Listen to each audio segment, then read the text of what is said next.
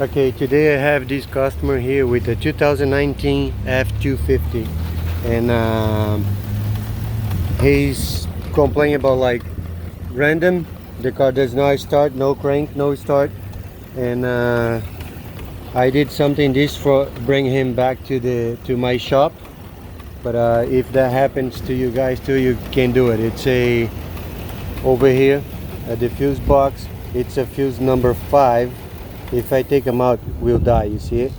Turn it off because it's not coming power. That should be power running through all the time to when the key is on.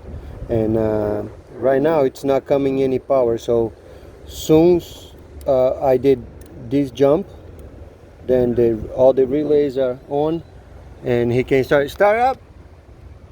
He can start and starts and runs. So mostly like that fuse box is bad, and that has to be done, replace it and reprogram. I believe that fuse box has to be reprogrammed. I'm gonna check on the computer to make sure, and I hope that can help you guys. This seems to be a common problem on these trucks.